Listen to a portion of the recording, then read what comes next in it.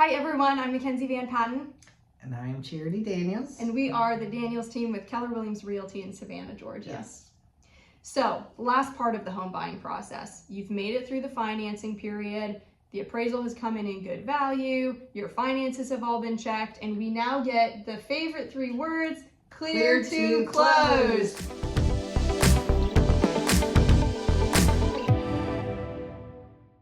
Yay! From the lender. So everything is all in good order. You can now contact the utility companies to get the power and the internet and the water and all of that in your name. Mention something about the seller, about the seller side, because a lot of times, all right, first of all, sellers are trying to get out of the house. They're trying to get everything done. Hopefully they've already moved out and it's easy, but it's not always the case. So for sellers, power, utilities, leave that on for a couple of days after closing, particularly if you bump up against a weekend or a holiday, especially water. Power is easier to do online. Water can be a little bit more difficult to do online. Some of our water sources haven't gotten to the 2020s yet. And so the buyer actually has to take the closing documents to go get water in their name.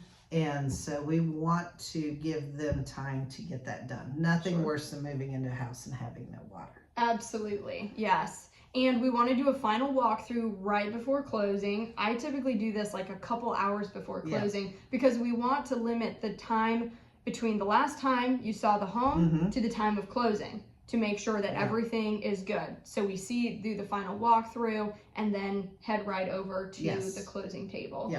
And for the seller, when should the seller get all of their items out of the house? Ideally a few days before closing, because you want to have time to, when I've seen sellers who are moving out the day of and trying to clean the day of, they never clean as well, or they don't have time to bring in cleaners. And the contract says broom swept. People have different definitions of broom swept. My broom swept may not be your broom swept.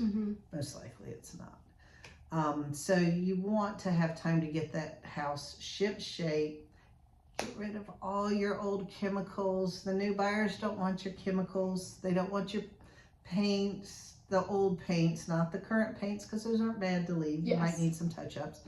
But old stuff from like 6 years ago that you're not even using those colors, get rid of them. Right. So stuff like that. And clean out your attic. Don't leave all of your Christmas tree and all of that up there. And then for the buyer, leave a couple days buffer time between the day of closing and when you're actually moving in, just in case something happens with closing and it ends up getting pushed a day, especially if it's over a weekend. If closing is supposed to be on Friday, you wouldn't want it to get pushed to Monday and you've had all of your family plan to come and help you move on the day of, or all the movers. So give it a couple day buffer. And I'd really try not to have closings on Friday as much as possible. Just in case for that reason. I love a good Tuesday, Wednesday, Thursday. She says that, but we have a closing this Friday. We did have a closing this Friday, but I try not to do it. Awesome. And then you come over to the closing table and you sign all the papers and it's a party. Give you the keys to your brand new home. And you never hear from us again. Ha ha. No. We'll be calling you, checking in. How's everything going?